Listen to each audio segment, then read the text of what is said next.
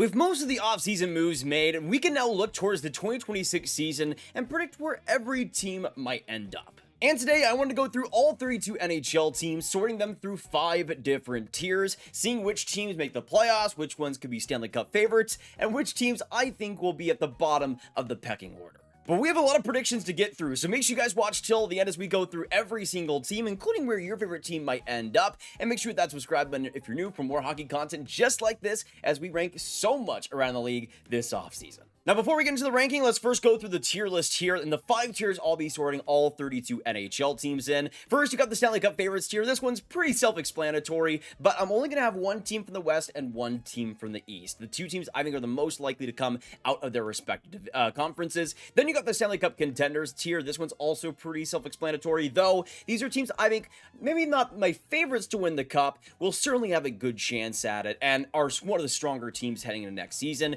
You got the playoff teams tier.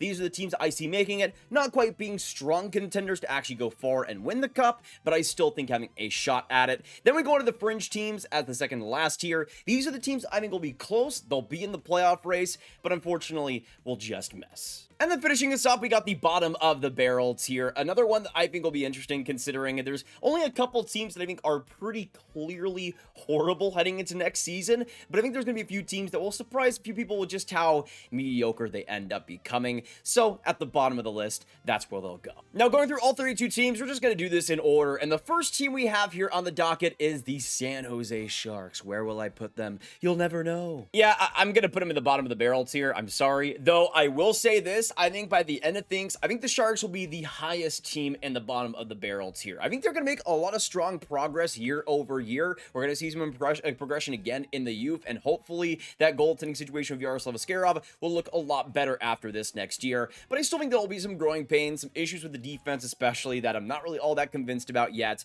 It's not the end of the world for San Jose, and there even is the chance they might be outside the bottom 5, just not a team that I think is going to be super competitive yet. But that's not a big deal for San Jose. They're still extremely young, and a lot of their big-time prospects have yet to even enter the NHL. They'll be just fine, and I think in 2027, that's when we're going to start to see the real progress. Now let's move on to a team that it's really hard to pinpoint where they'll actually end up in the standings year to year. In the Nashville Predators, they're a team that I was really convinced about 2 years ago about making the playoffs, thought they would continue that strength, and it really did not continue last season for them. I think they will be slightly better than they were last season, but it was a complete disaster, so it would be really hard to be worse than that.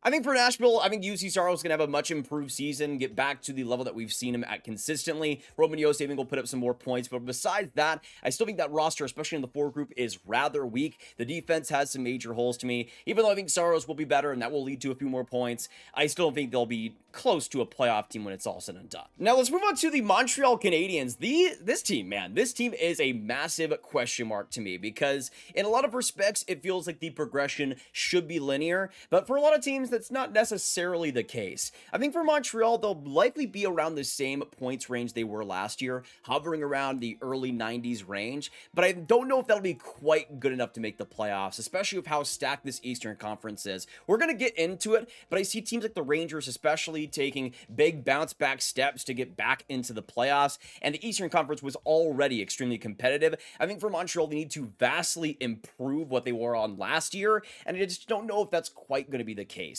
The center situation is still a big question mark to me, and goaltending-wise, Montembeault has been consistent, but he's not quite at that unbelievable elite level that you can always assume can be able to push you into the playoffs. I think for Montreal, it's kind of a wait and see for me right now because of the question marks I have. I want them to make the playoffs again because they were so electrifying last year, but I think in the Habs case, even though they might not take a big step back in terms of the points by the end, I think because of how much more competitive the Eastern Conference, especially the Metro, is going to be, I see them slipping out because of that. But that's the hard thing. I think the Habs did improve. I think they were one of the winners of the offseason because of the Noah Dobson trade. It's just for them, I would have really wanted to see that extra center upgrade. It really wasn't there in this market. I understand that, but I think because of that, it might create some issues for this next year. Long term, I think they'll still be fine and will be a playoff team, but for them, they might have to take a step back to take a big step forward. Moving on to the Carolina Hurricanes, and I'm going to put them in the Stanley Cup contenders tier here. They aren't quite the favorites for me, but I think in the Canes case, they're maybe the biggest competition for Florida right now in the Eastern Conference, even though it hasn't quite been there and Carolina has flustered when they got into the Eastern Conference Finals recently. I think in their case, though, I like to see the aggression they have this offseason. Of course, the big Nikolaj Ehlers signing, I think, will be huge for them. I think he's going to have a fantastic first season for them, too. I just think for Carolina, there might be some issues, again, still in goal in the net. That's always a position that I've kind of been unconvinced when it comes to Carolina, but I think the offense should be a bit better. Nikolaj Ehlers, I'm a big fan of. I still think the Canes are going to be a strong regular season team and still a team that should go deep in the playoffs. It's just a question of how deep. Onto the Utah Mammoth. We're going to go on to a team that I am so excited to see how they progress onto this next year, and I think they're going to progress pretty well. I think they're going to be a playoff team by the end. Granted, one of the teams that's on the lesser side of things, likely taking up a wild card spot there, but I think Utah is going to be a team that just continues the progression they've had. The youth core they have is just so consistent, so solid, especially on the forward side of things, but I love the depth additions they made this offseason. Guys like Tanev, even guys on top of that like Nate Schmidt. I mean, I think they needed the kind of stability, especially in those smaller roles, and I think they were able to get that. I love the core they have already, and that defense is healthier next year. I think this Utah team is a playoff team, both on paper and also for what they could be. I think there's going to be a lot of hype surrounding them, rightfully so. More so a wild card team, but I would not be surprised if they took a central spot. Now we go into the Edmonton Oilers, and they're a team that is still in the Stanley Cup contenders tier. I have some big concerns over that forward group and the losses they've had recently in this offseason, but at the end of the day, you have McDavid, you have Draisaitl, and you still have that solid core there that's going to be able to make them competitive and make them still a scary threat in the playoffs. The big question mark, though, to me still is the defense, is the goaltending, is a bit of that forward depth, especially on the wings.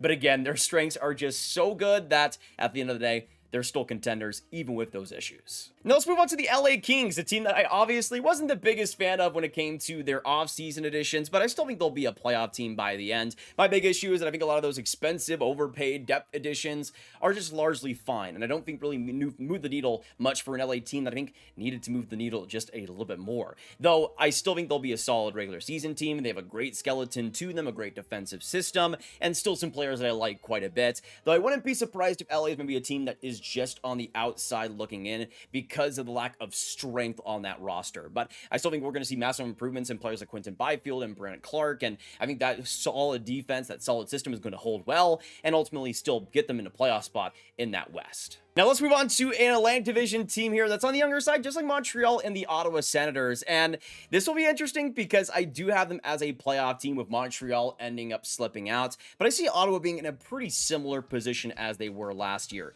But I like the offseason additions they made. Nothing that was exceptional, but I love the Jordan Spence addition. I think he's going to be a really underrated add for them. And just the depth moves. Guys like Lars Eller have always liked too, so adding that to the fourth line I think is going to do some good damage there. But just like a team like LA, they have a good skeleton there, and I think especially those star players will be a big reason why they make it again. I think Tim Stützle is going to have a brilliant season. We're going to see better production out of Brady Tkachuk once again, getting more so around that point per game range. Just improvements in a lot of that core base, and ultimately with the decent depth additions they made, I think they'll still be able to make it, even in a crowded Atlantic. On to the Seattle Kraken, and I'm going to put them in the bottom of the barrel tier, unfortunately. I'd love to see Seattle make some progress here, but at the end of the day, I just don't see many parts for improvement on this Kraken roster. You have a player like Joey Decourt on the goaltending side that's been really trying his best and putting up some marvelous seasons, and even then, Seattle still isn't that great. They try to go for these big free agent additions over the last couple of years, but it just seems like it's crowding up that team, and a lot of the younger players haven't really been able to cement themselves with great seasons yet. Maybe that's what we end up seeing, but I just think in Seattle's case, they just largely leave me uninspired, sadly. Moving on to the Detroit Red Wings, another team that I would love to see take a step, become a playoff team finally, but I still think they're going to be on the fringe. Unfortunately, even though I do like the John Gibson addition, for example, I think that is a huge part for solidifying that goaltending, I still have massive issues with that defense. The fact that Justin Hall will likely be an everyday player next year is baffling to me. The forward group also has some issues. I think they needed to go after a really big bona fide middle six piece, especially on the wings, and that just didn't quite happen. JVR I think that signing was really solid, but I just don't think it's quite enough right now. I think for Detroit, they're still gonna be a competent team, still gonna be competitive, but I just feel like there's too many holes to get over the top yet again. Moving on to the Washington Capitals, a team that I'm fascinated to see how they do next year because of the consistency they've shown. 2 years ago, they were this miraculous team coming out of nowhere. Last year, I kind of went on a limb saying they'd actually be better than the year before, and they ultimately were by a large margin. I do think that Washington is going to take a slight step back in terms of the points, more so being around the 100-point range rather than, 111 by the end of the season, but they're still going to be a competent team. I think they will take a decrease just because that Metro is going to get a little bit more competitive, especially in the wild card spots, but I think Washington will still end up making there because of the depth, because of the systems they have, especially. I'm a Carberry trooper, man. This guy is incredible and will work his magic yet again. Let's move on to the New York Islanders, a team that has made some big moves to try to get a lot less competitive than they were before. Ultimately, I think it will be great for their future, but for the now, I gotta say, I think they'll still be at the bottom of the barrel. It's a good thing, I think, for the Islanders to be in this position, especially with how good this 2026 draft is, to have a first overall pick in Schaefer last year, potentially be in the top 3 for this next season. I think this is exactly where the Islanders should be. They'll still be competitive because I think they still have some really solid players there, and Ilya Sorokin is one of the best goaltenders still going right now. But I still don't think it'll be enough to be really good, especially in a Metro that once again, I think is just going to be extremely competitive in those top 5, top 6 spots. For the Islanders, though, no shame in it. This is exactly where I want them and where they should be. Moving on to the Chicago Blackhawks in this spot, and I'm going to put them at the bottom of the barrel tier. Not really much of a surprise, I know, but I think in Chicago's case, the big win will just be the improvements in the youth. Even though I don't see massive improvements in the standings, I think we're going to see Bedard have a career year. We're going to see players like Nazar truly establish themselves, players like Oliver Moore, players like Sam Brinzel, I think are going to have massive seasons for the Blackhawks. So in that way, I think it'll be a successful season. Still, maybe not the progression that Chicago really wants, but the progression in the youth, I think, will be the most important thing. I think ultimately they will get that. Onto the New Jersey Devils, and they're going to go straight in the playoff team tier. To me, they were already a solid team last year with some issues, but that was mostly just because of the health. They were dealing with so much crap all throughout that year with star players like Jack Hughes, but also the defense was pretty crippled for a while. It was just not a good situation. If they're fully healthy next season, though, they can honestly creep into the Stanley Cup contenders tier. I'm still a big fan of what Jack Hughes is capable of, and I think he'll have a monster season this next year. I think the depth is incredible for this Devils team on both the defense and the forward group, especially that bottom 6. I love a lot of the names there. And if Jacob Markstrom can get a little bit more comfortable than he was in his first year of New Jersey, then I think you have some massive potential here. New Jersey, I think, is still going to be a playoff team. It's just a matter of how good. I'm really hoping, though, they're able to take a bigger next step and actually be healthy this time. Let's move on to the Boston Bruins, and even though I don't see them being as bad as they were last year, I still see them being in the fringe teams tier. Maybe the worst team in the fringe teams tier. They might be competitive for a little bit to start the season, but I'm gonna be honest, I still look at that Bruins forward group, I look at the defense and the issues around it. I think Jeremy Swayman will have a much better season actually being there for training camp the full year, and I think that will help him in the end. But with all that said, though, it's still going to be a problem, especially with the depth scoring after David Pastrnak in that first line. It is going to be a massive question mark to see who even steps up to begin with. I think for this Bruins team, they still have potential to be a feisty team, but in the end, I don't see it making much of a difference, and I see them missing for the second straight year. Moving on, we go on to the Colorado Avalanche, and they're a team that I think just gets into the Stanley Cup contenders tier. It's mostly because the health should be improved next season. Hopefully, you'll have Gabriel Landeskog full-time, which will be a fantastic story. You're also going to have Mackenzie Blackwood, who they traded for mid-season, there as the starter from day one, which I think will be best for Blackwood as well. He was already really good for the Avs, but I think he'll be able to really be comfortable in that net full-time next year. I think for the Avs, it'll be interesting to see the difference between that top 6 and the bottom 6, as it always is the problem when it comes to this Colorado team in the depth since their Stanley Cup win. But in the end, I think they'll still be a contender, though maybe not as much of a contender as some other teams will eventually put on the tier. Speaking of contenders, we're going to go on to another one in the Central Division in the Winnipeg Jets, just above the Colorado Avalanche here. I think it will sting just a bit not having Nikolaj Ehlers and the speed that he generates on that Jets team, but they still have so much depth, so many versatile options that I don't think it'll be a horrific loss for them. Still, though, I don't think they'll be President's Trophy winning type of level, but still a solidified playoff team and a strong one entering the playoffs, even though they always seem to underwhelm when it actually gets going. Moving on to the Columbus Blue Jackets, and man, there's so many teams in the East that I just want to see be playoff teams that I can't put them there right now. Columbus is one of those teams. Just like Montreal, I think they're going to be extremely close, just like they were last year, but it might be more of a lateral season rather than a true upward swing. I think the big thing that I'm still worried about for this Columbus team is the goaltending. I do think Jet Greaves is going to surprise a lot of people and break out into a decent goaltender, but the question will be, is it enough for them to get there? Columbus needed just decent goaltending last season, but I think in some ways that defense still kind of concerns me. There's going to be a lot of youth coming out of the team, and that will be a sign of progression for some, but maybe for others it might not fully work out.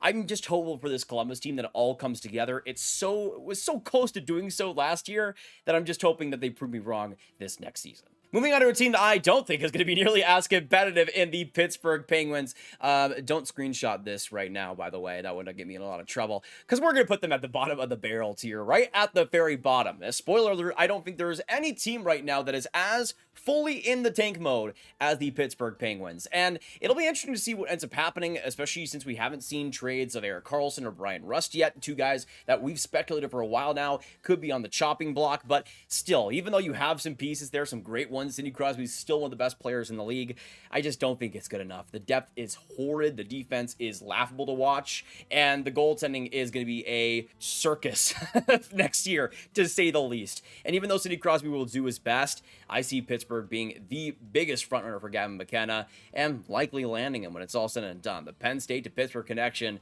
I think, is pretty likely here. Moving on to my favorite team in the Dallas Stars, and even though I have my issues with their offseason and how they went about it, I still think they're going to be Stanley Cup contenders here. Not quite the Stanley Cup favorites coming out of the West to me, because I still think, again, the right side of the defense is a massive question mark. It gets exposed over and over again, and the coaching change in Galutson, I'm still on the fence about. Still, though, the roster, when you get those issues out of the way, is still so strong with the top-end players they have. Mikko Rantanen in there for how well he fit in the playoffs. Having him for a full regular season is going to be fascinating to watch. A lot of good storylines still, even if I have my problems with the defense not being fixed year after year.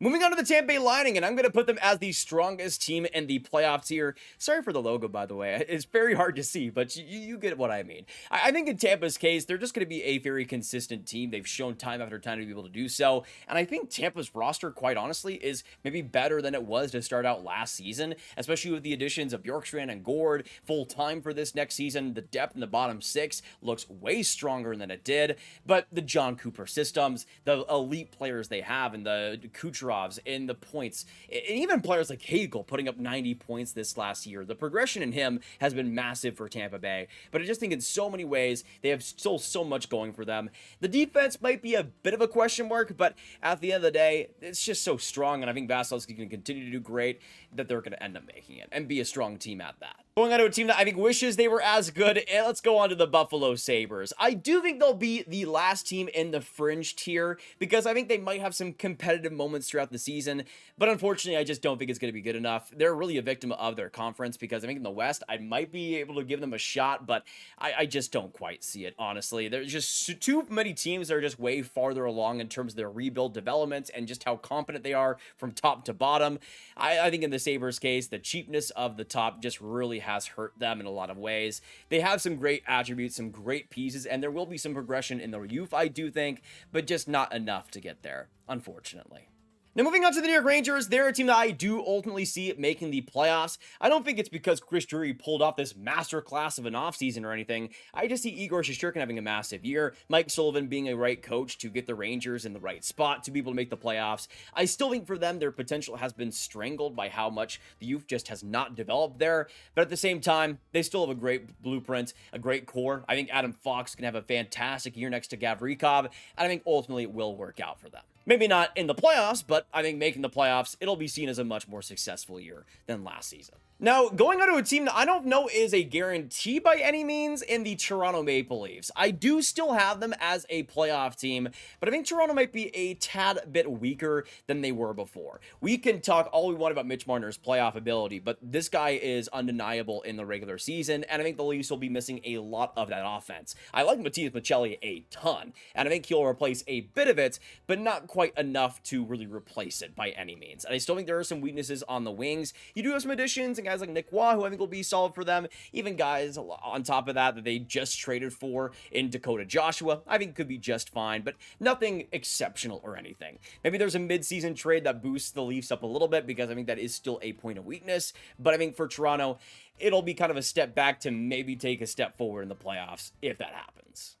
Going on to the Minnesota Wild, this is a team that I have also gone back and forth on, because they're a team that I got a little bit wrong last year, much better than I was expecting, and that was with Kirill Kaprizov not playing a big chunk of the season. So you would think automatically, with him hopefully being healthy, that it would be much better. But I think with that Central Division being as competitive as it is, I think Minnesota's actually going to be the best team to miss the playoffs this next year. Now, betting on the Wild not making the playoffs is actually pretty interesting. They're very good at doing that. Not really great at doing much else in that, but they know what they're good at, I guess. But to me, I still have problems with the forward group, especially up the middle. Marco Rossi, I love, but it feels like he's kind of been in a disgruntled situation there, so I'm not really sure how productive he's going to be. The defense, I think, will be actually quite solid, and Buum coming into the fold, I think, will be really fun to watch. But the big problem to me is just kind of the goaltending and how that's able to fit into next year. With Fleury retiring, you don't have that immediate backup. Wallstedt, of course, will be coming in, but that's not really a guarantee by any means. And Phil Guston, as well,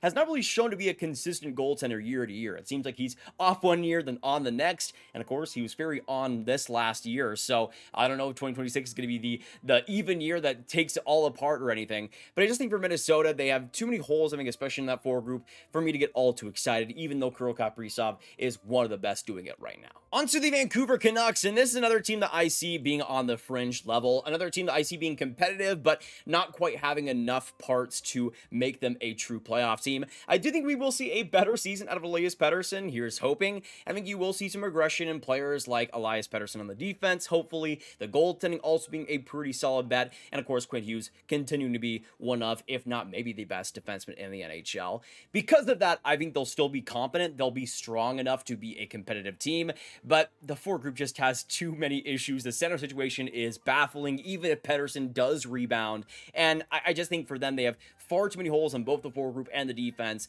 for me to think them as a playoff team, especially in a crowded Western Conference, a conference that doesn't have many off nights. I don't know. I just think for the Canucks, they showed a lot of holes this last year that even though they might fill a couple of them, there's too many left exposed. Moving on to the Philadelphia Flyers, a strong contender in the fringe tier. I think they'll be around the Vancouver range, so Rick Tocchet not really making much progression there in the end. But I think in the Flyers' case, they'll be better than they were last year. I think the Trevor Zegras trade, he's going to have a rebound season. I'm just feeling it right now. I think for them, though, the biggest issues I still have is the goaltending. They signed Vladar, but I'm not a big fan of Don Vladar, honestly. The defense has some question marks, too. And the forward group, even though you have a ton of good young pieces, they haven't truly become fantastic yet, besides the rare exceptions of guys like Matvei Michkov. We'll see, though. I think Trevor Zegras and his year coming up will really make or break this Flyers season, but I still think even at their best, they're a fringe team, but honestly, at their worst, they're a fringe team. Just a team that is built to be decent, but nothing more for me.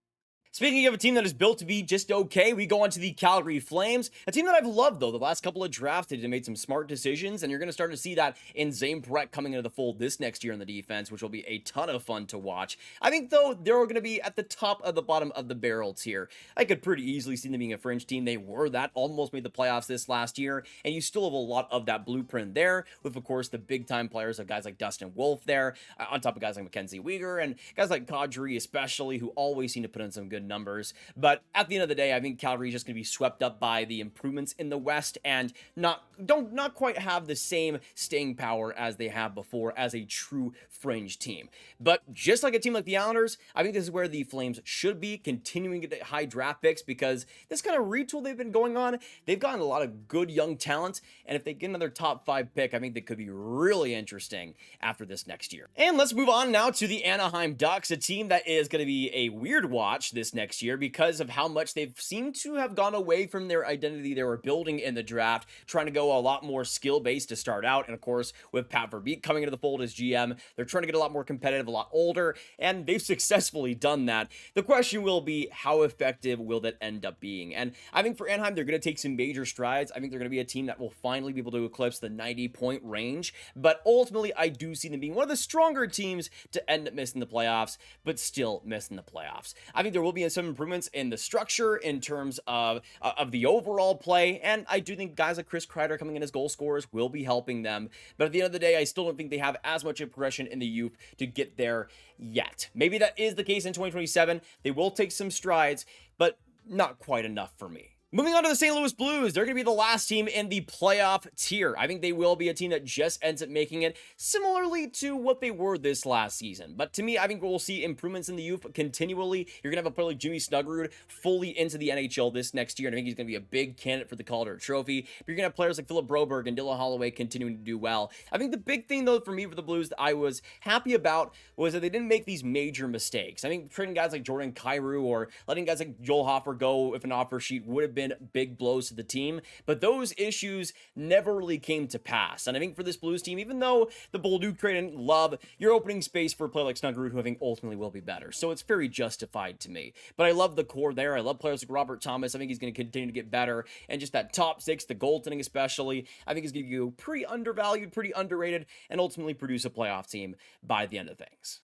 But if you've been keeping track so far, you can see two teams right here at the very end of it. The two teams that I think will be the Stanley Cup favorites for this next year. And I'm just going to put them up here in the Florida Panthers and the Vegas Golden Knights. Now, Florida, I'll explain. I mean, not really that hard to explain. A team that has won back-to-back Stanley Cups and has kept basically every single major part of that core. We still might have to see a sacrificing lamb, maybe like an Evan Rodriguez or something. But even if that happens, I'm not really too concerned. This Florida team, even if they might have issues 5 years down the line, has been building themselves up to continually succeed for these couple of seasons, and they've done so successfully. I mean, they will continue to do so. We'll see if they win the Stanley Cup again, but they are strong contenders to do so. And then I have the Vegas Golden Knights coming out of the Western Conference right now. A little bit harder of a one to explain, I would say, but in the Knights' case, I think they're just going to continue to get the best out of these big players that are guys that kind of get sacrificed by other teams as not really playoff performers, but end up doing well on their own team. Mitch Marner, I think, is going to have a really successful tenure in Vegas.